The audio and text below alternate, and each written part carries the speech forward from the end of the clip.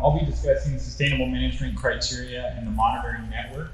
So these will be chapters 4 and 5 in the Groundwater Sustainability Plan. As Crystal just segued, we have 6 indicators that are outlined in the Sustainable Groundwater Management Act. However, saltwater intrusion doesn't apply to us here. We're too far away from the ocean. And the last one that's got a partial X, I'll get into more details, but that would be the depletion of surface water. And really what these 6 categories are trying to do is to say that these are the true topics that we need to determine the significant and unreasonable results that may occur through our management of the groundwater. Okay, so with this, we have to set and really define the undesirable results, the minimum thresholds, the measurable objectives, and our overall sustainability goal. Okay, so we'll be using that terminology a lot here in the next few slides, but basically for each one of these indicators, we need to establish the undesirable results. We call it the MT, the MO, and the sustainability goal. So the sustainability goal is kind of the overarching goal that is for the entire King Subbasin, and that's going to be shared by all 7 GSAs. How we individually address the other criteria, that's what we're going to be doing here. So first was the water level. So this is the water level sustainability management criteria. And the GSAs within the King Subbasin have defined the undesirable result for groundwater levels to be significant and unreasonable when either water level has declined to a depth that a new productive well could not be constructed, or when the water level has declined to a depth that water quality could not be treated for beneficial use.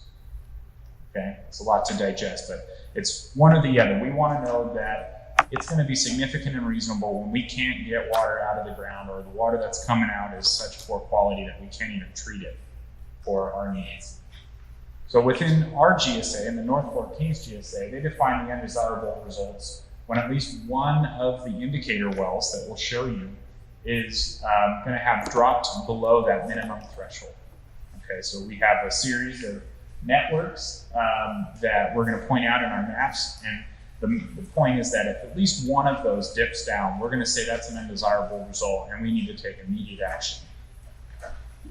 This is an example of a well hydrograph. So what you see on the left-hand side, these dots would represent water level readings over time, and the trend line is what you see here. So in the combination across our GSA of all these wells and the declining groundwater levels, that's representing the overdraft. And essentially within the next 20 years, we need to flatline that trend line. Okay, so we need to be sustainable by 2040 out here when you're gonna see this trend line start curving and flat out. And when that flattens out, we understand that there's still some seasonal fluctuation that occurs naturally with the fall and spring. You know, during the heavy summer months when people are pumping and using groundwater more heavily than the rainfall that's occurring in the winter, that water table moves up and down. And that's okay, but we just need to know that the long-term average or that trend line is going to be sustainable, okay? And that trend line that will be our goal is considered the measurable objective. That's the MO. The minimum threshold is the part at which we can't go below at all, because that would have undesirable results as were defined by the Sigma law. We show the undesirable results down here because, as we described in the plan, we know that we have a very deep aquifer here in the King Subbasin. We're fortunate in that. However, for the sake of Sigma and the way the state has viewed the minimum thresholds, we need to show that we are being sustainable even before we've maybe reached that point at which there's no more groundwater. Here in the North Fork GSA, we have water beneath us for hundreds and hundreds and hundreds of feet, as we all know. However, there may be areas elsewhere in California or where this law would also apply where they're sitting on bedrock and they don't have water, so they can't just keep lowering the water table. Okay, so it's a little confusing, but I wanted to point that out. So when we talk about the base of the unconfined aquifer being even below that point, we still will have remaining water for us to use but we need to be sustainable before we reach that point. The difference between the measurable objective and the minimum threshold is considered that operational flexibility. And so that's what we're talking about for that seasonal fluctuation, as well as we programmed in for this, a 5-year drought. You know, we had our 100-year drought just a few years ago, and we got to see what really occurred during that time frame. So for us and the purposes of setting those minimum thresholds, we needed to accommodate for that. We needed to know that we had enough storage and that we would be able to manage successfully with that without having state intervention. Pictured here are all of the indicator wells that we have in our our water level monitoring network. Some of these are production wells, some are dedicated monitoring wells, some are standby wells for RPUD. Some it's a wide gamut of different wells that are across our GSA. And what's required is that we establish that trend line or that slope, as you saw on that previous graph. That in 5-year increments comes out as milestones, and these are reflected in elevations. Then the measurable objective is that flat line again, where we're targeting. That's where we want to sustain and be. And lastly, the minimum threshold is to say that's the red flags. That's when we're going to start making immediate actions because we've gone too deep and we have some serious problems in either one area or multiple areas of the GSA. So this map's probably difficult for some of you in the back to see, but I'll give you a snapshot. And I think what most people recognize right away are these clouds. And these clouds are the data gap areas that Kevin was mentioning. So again, for our groundwater level monitoring network, we have many wells and many colors that you see, but as I was describing to you, there are different types of wells, and that's what the symbols are gonna demonstrate here. So squares, we're considering non-domestic wells, but largely ag wells, production wells. The triangles are the municipal or domestic drinking water wells. The squares with an X through it, we see some of these. I'll describe that in just a minute. The monitoring wells are circles. Okay, so those mean no pump. It's just a hole, just a straw in the ground for us to be able to monitor. Now, for a composite well, we didn't quite mention that, but we had another graph we probably could have shown. But a composite well means that the perforations of the well casing are above or below one of those primary clay layers. So in fact, that well might be pulling water from 2 different aquifers or aquifer zones. And that's a troublesome problem for monitoring because DWR wants to see the individual reactions of those aquifer zones at different times. So when you have a straw that's got, we'll say, 2 holes, one in the bottom and one above the corcoran clay, we're getting inaccurate data. We don't really know what that water level or water quality is representing. Is it down deep or is it up above? Because once the pump fires up, it's all kind of getting mixed and jumbled, and it's hard to know what zone we're getting that data from. So these are not ideal monitoring sites, but we are including them because we want to learn as much as we can and continue to study them to see if we can gain better information. Because unfortunately, they are great production wells. So there's a lot of composite wells out there that won't really benefit us for the unique specific data that we need, but they will be a part of our network that we will be using to monitor in the steps moving forward. So beyond that, the colors and the clay layers that Kevin described, the A clay is this purple line, the C clay beneath it showing green, and then we have the darker of the E clay out here shown. So the colors of those symbols and wells are to represent where they are vertically, okay, beneath the ground.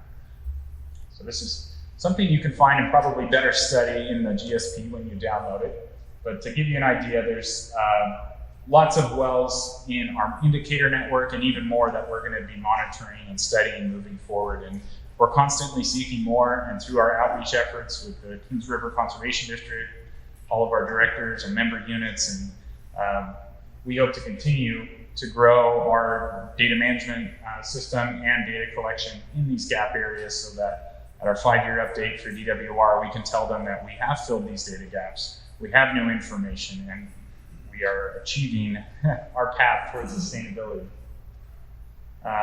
Now, one of the other indicators is groundwater storage change. So this is very, very similar and closely tied to the water levels. So for us, the estimated storage change for the King Subbasin is, we'll say negative, but it's 1.8 million acre feet of water, or an average of that 122,000 acre feet per year. So an undesirable result would occur if the total amount of water in storage was less than the amount of groundwater in storage beneath those minimum thresholds that we established in the water level SMC. So I'm going to back up just to help you guys out again. When we talk about the minimum threshold, we're saying all the water that's down here, that's the same for the groundwater storage indicator. We can't let the water get beneath the water level minimum thresholds. Okay. For water quality, as Kevin pointed out, we've got a lot of issues in our area. I guess we're unique in that sense that we've got a lot of chemicals and constituents in the groundwater that are above the Environmental Protection Agency in California DWR drinking standards. So that MCL, those red lines that we saw, our task is not to clean or purify the groundwater, but to know that our activities aren't making it worse. So through the actions that we take, or as the Groundwater Sustainability Agency takes, and all of us stakeholders, that we're not letting the groundwater decline in quality. So the determination of an undesirable result would be based upon the aggregated effect of the degradation of water quality in excess of the maximum contaminant levels, where concentrations of the chemicals were already below the MCLs. And when those MCLs are already exceeded, so we're already having arsenic over the MCL, we're just saying that it can't get statistically significantly worse. It's a lot of different words to say that, but that's basically what we're trying to say. I think for some contaminants of concern, but we don't have many for, say, nitrates in this area. If we had a known plume of contaminants, we couldn't be doing recharge activities in that area that would then cause those pollutants to move or migrate or degrade the water quality. So for us, there's kind of two criteria. When the water, the constituents for some of these were below the MCLs, then we can say, okay, we're going to establish the minimum thresholds to be what the EPA and the California drinking water standards have already set for us. But if it's already above those standards, then we're just not going to let them get worse. And the occurrence of an undesirable result will be based upon 15% of the indicator monitor wells in our water quality network have either reached two of these criteria for 2 consecutive years at the same well. So this is slightly different than the water level network, but we needed to do this because sometimes the water quality sample collection and the moment of the collection can be misrepresentative, and sometimes they require immediate follow-up samples, proper flushing techniques of the well while you're collecting these. So this gives us a little bit more flexibility, I'll consider that, while we are collecting those samples and evaluating our success or failure in monitoring the groundwater. These again are the chemicals of concern, and those limits for the primary, secondary, and health advisory levels set by the California Title 22 drinking water standards. Our map of the water quality monitoring wells. These range from dedicated monitoring wells to irrigation wells, as well as public drinking supply wells, such as some of those in Riverdale, Clayton, and Lanier. So land subsidence, that's one of the other indicators that we have to address. And the undesirable result would be the significant or unreasonable loss of functionality in levees, canals, structures, or any other critical infrastructure, like bridges or roads, highways, wells, and pumps within the King Subbasin due to land subsidence. We're fortunate in that though we showed some maps with some serious subsidence, we haven't had reports of any major significant issues due to land subsidence along our major highways or the levee infrastructure at this time. but it's something that we must continue to monitor closely through the agencies that have been monitoring this, like the Kings River Conservation District, United States Geological Service, DWR, and NASA as well. These are the two criteria that we have to set. With subsidence, we're concerned both about an annual rate of subsidence as well as the cumulative subsidence over the 20-year horizon. Here we have really no interim milestones for the annual rate, but we're talking about a goal of 10 inches and a minimum threshold of 20 inches. So that provides some operational flexibility for us if we have some drought periods where there is significant pumping and projects and management actions haven't started to offset our overdraft numbers. The cumulative subsidence is shown here, and it's just a linear path again through our 5-year increments as we reach our 2040 goal flat line and minimum threshold here for negative 80 inches and negative 160 inches.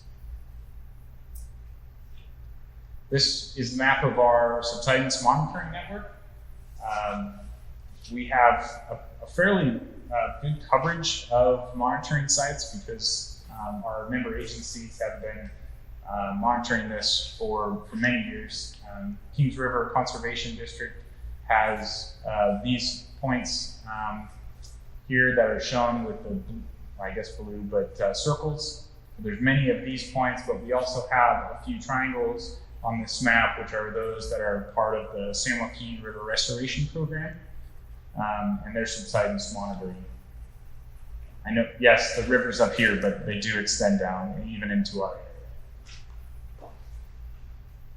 So the last indicator that we kind of, in the initial slides, put the light dashed X through is because this one doesn't really apply to us, but we want to keep an eye on it and demonstrate that it's absolutely not applicable to us.